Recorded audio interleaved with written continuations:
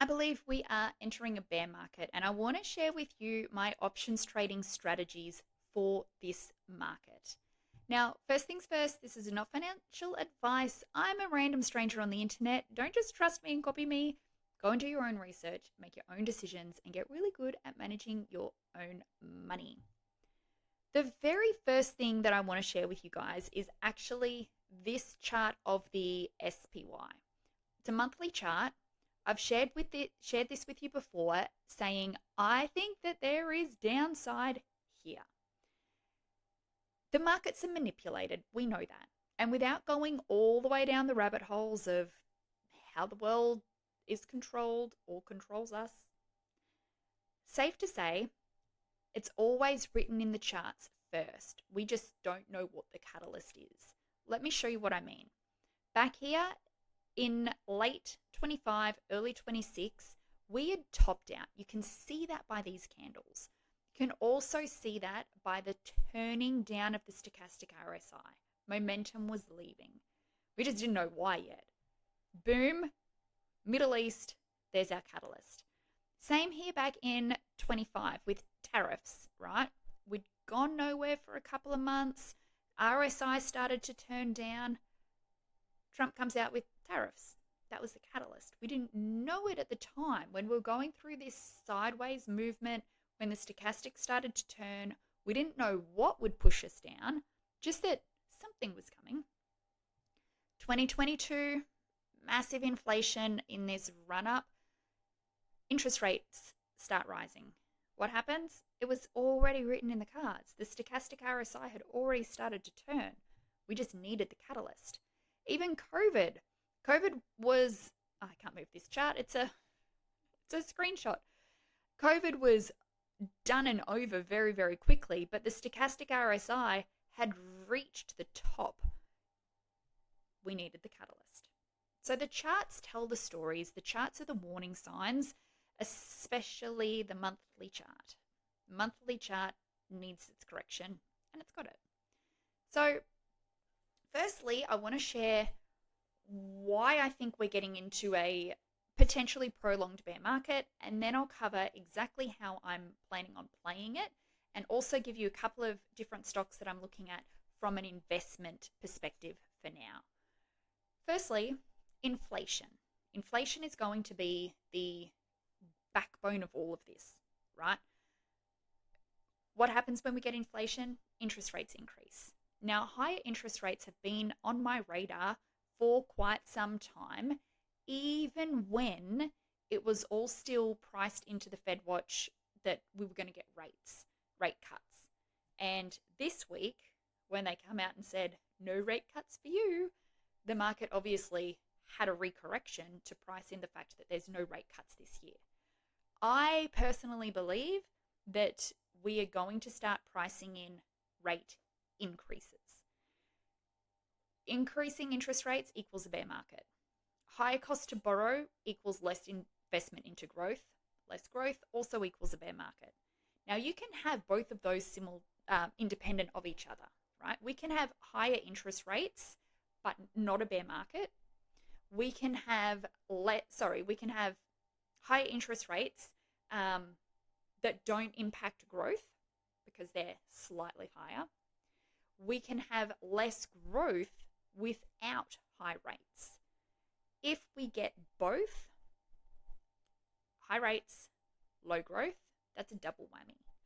But we've got a third to throw into the mix, and that's the fact that we've got high unemployment. Unemployment's already higher than expected and wanted. High unemployment also equals a bear market, because when there's less people employed, there's less spending in the economy. Less spending equals less profits equals bear market. So that's 3 nails in the coffin, so to speak. When you put both of those together, which we haven't had in quite some time, high unemployment and high interest rates, we end up with stagflation, which is the worst possible outcome.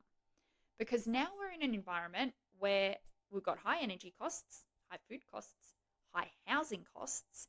No one has money to spend on discretionary anything. Now, I can't claim to have lived through this. However, the worst stagflation that we've experienced in our lifetime was the 70s.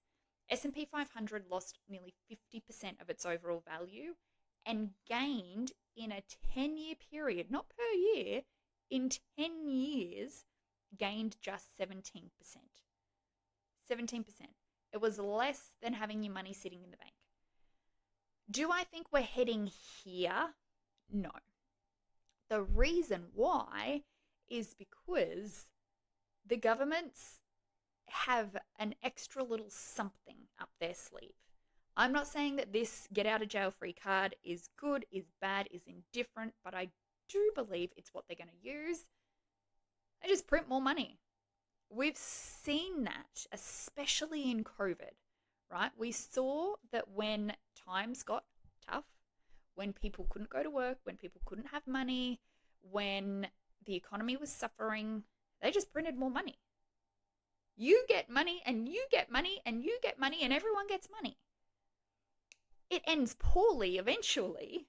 However, I believe that this is what they'll use before we get to the point of stagflation, right? Because that's the last thing that these governments want. So it is ultimately the government's trump card, quite literally. So how do we play this? Let me first put a bit of a caveat over the top. All of this is my worst case scenario, right? It may not play out this way. And I don't expect it to play out this way if this Middle East conflict ends soon, within the next week. If we continue for more weeks, months, then absolutely I think that we just continue to trade down, right? And we get into potentially this stagflation situation. So what am I doing now? This is just what I'm doing, not saying you should do it. I'm not trading bullish strategies. So for me, as of moving forward, there's no more sold puts. The last thing that I want to do is get stuck holding stock underwater. And if you're assigned stock on a sold put, you are always at a loss. It's impossible not to be. So I'm not doing sold puts anymore. Instead, I'm moving to neutral to bearish income strategies only on ETFs and indexes. So SPY, QQQ, SPX, SMH. Why? Because I can generate more income at a higher percent at a safer trade doing these strategies. So I'm talking about credit spreads. I'll link a video that I've done on specifically trading credit spreads on the SPY, but this is what I'm doing. I can generate quite comfortably 5 to 10% a month using this strategy. So that's before the money prints. Also before the money prints, I'm just stocking cash. The whole purpose of my trading to not get assigned is to never take substantial amounts of cash out of my trading wheel, right? And as soon as we get assigned stock, if it continues to go down, yes, we can sell covered calls, but not at a good rate of return. So I don't want cash to be taken out of my active trading funds. I want to keep that in there, even if it means taking a small loss here and there. I'm happy to do that because a loss of $100 sure beats buying $20,000 worth of stock to have it drop to $15,000 or $10,000. The next thing I'll be doing is investing, so not trading, investing in quality stocks with momentum or the monthly stochastic RSI hitting an upturn. So I'm very strategic and specific with what I will and won't buy during the next period of time. I have a few charts that I want to show you exactly what stocks I'm eyeing off and which ones I'm waiting for to get this upturn. Now, when the money prints, that's when we go heavier on the long-term investment buys. So initially, we also want to be waiting for stabilization of interest rates and that first cut. This could very well be, or it will be, a multi-year plan. right? If this that I'm planning for actually comes to fruition, it takes years. Interest rates go up, interest rates go down. It's not 6 months and we're in and we're out, right? This is a prolonged period of time. But it's better to plan for it and not have it happen than have it happen, catch us off guard, and we've got no plan, and then all of a sudden, all of our money's tied up because we got assigned puts at rates that we didn't want in the first place. So that's my plan. Let me come and show you the charts that I'm eyeing off and the ones that are on my wait list, not yet. So first on my almost list is Microsoft. Microsoft monthly chart, we are reaching close to the bottom of the stochastic RSI. I'm just waiting for a turnaround of this. And of course, hopefully we hold this 50 EMA. So if we get a bounce off the 50 and the stochastic turns, then I'll be looking to buy shares as a longer term investment. So not as a trade, but with the plan on holding for a multi-period of time to ride the stochastic up and then look to sell at the top and then buy back at the bottom. The next one that I'm eyeing off is Meta. Now Meta is probably, it's kind of in no man's land, so we might get the turn up of the stochastic, or we might actually come down to this sort of, call it 485 level and test this 50 EMA. So Meta's on my watch list for if we do get the turn of the monthly stochastic. Otherwise, there's every chance that we come back down and we test this 50, which hasn't been tested since 2022.